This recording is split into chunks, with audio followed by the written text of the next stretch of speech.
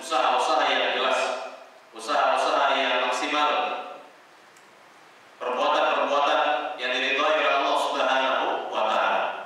Maka kita lihat apa saja yang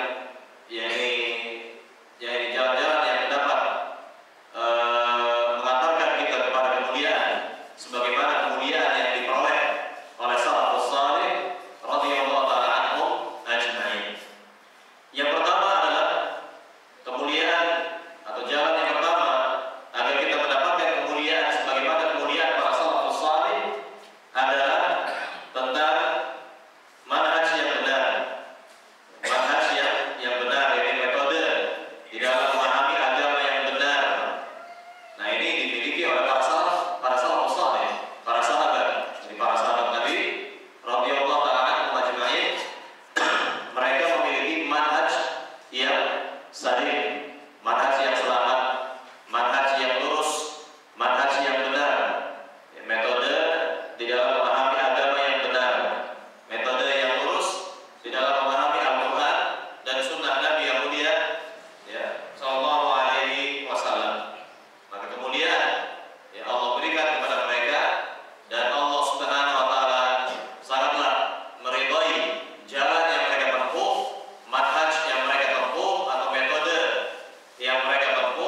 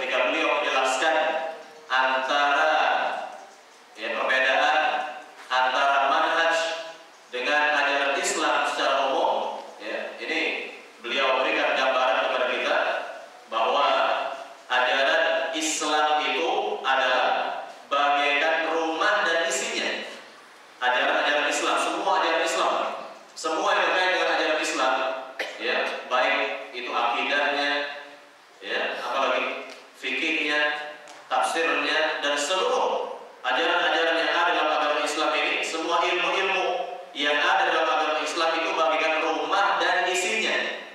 Sedangkan manhaj adalah apa?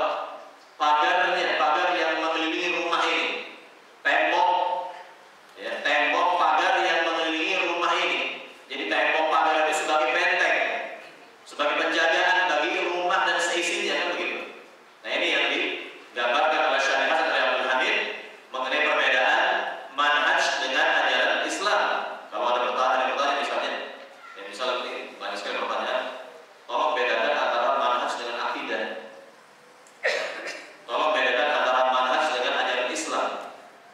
Nah, ini kita bisa berikan gambaran ya secara nyata seperti itu dengan perumpamaan yang diberikan oleh Syekh Hasan Ali Abdul Hamid bahwa manhaj adalah pagar tembok yang mengelilingi rumah, dan rumah dan seisinya itu adalah ajaran Islam. Islam dan seisinya itu, ya, Islam dan seluruh isi-isinya itu adalah rumah dan ya apa yang ada di dalamnya. Sedangkan yang melindungi rumah tersebut adalah apa? Pagar tembok, dan itulah manhaj. Dan itu adalah manhaj. Jadi jangan sampai ya manhaj seorang itu ya ini tidak jelas. Jadi manhaj seorang muslim ya ini harus mengacu kepada manhaj para sahabat, mengacu kepada manhaj Rasul dan para sahabat, manhaj Rasul dan para sahabat. Nah, ini kalau ingin meraih kemuliaan, dan ini adalah ini sebagai titik tolak yang pertama ini. Ini bisa kita artikan itu sebagai pintu gerbang untuk memahami ajaran Islam. Maka seorang muslim harus memiliki manhaj yang jelas, metode dan cara beragama yang jelas, yaitu sebagaimana cara beragamanya Rasul dan para sahabat. Jadi pikiran kita ini, benak kita ini hendaknya kita menyesuaikan dengan apa yang dimiliki oleh Rasul dan para sahabat radhiyallahu taala anhum ajmain. Bagaimana cara memahami Islam yang baik, bagaimana cara memahami Islam yang benar. Nah, itulah manhaj, dan manhaj para sahabatlah yang telah dipuji oleh Allah Subhanahu wa taala dan sekaligus dipuji oleh Rasulullah sallallahu alaihi wasallam. Misal di dalam hadis Bukhari misalnya, Rasulullah sallallahu alaihi wasallam memuji, merekomendasikan manhaj atau metode atau cara berpikir para sahabat dalam memahami agama Islam. Apa kata Nabi? Ya, Nabi sallallahu alaihi wasallam bersabda, "Khairun nas qarni, tsumma alladziina yalunahum, tsumma alladziina yalunahum." Sebaik-baik generasi adalah generasiku, yakni para sahabatku, yang di dalam memahami ajaran agama Islam. Kemudian generasi berikutnya, kemudian generasi berikutnya lagi. Nah, sekarang kalau ada yang bertanya, apa di antara contoh atau tolong jelaskan gambaran mengenai manhaj para sahabat itu bagaimana? Apa contoh konkretnya bagaimana manhaj para sahabat atau metode para sahabat di dalam memahami ajaran Islam atau cara mereka dalam memahami agama Islam?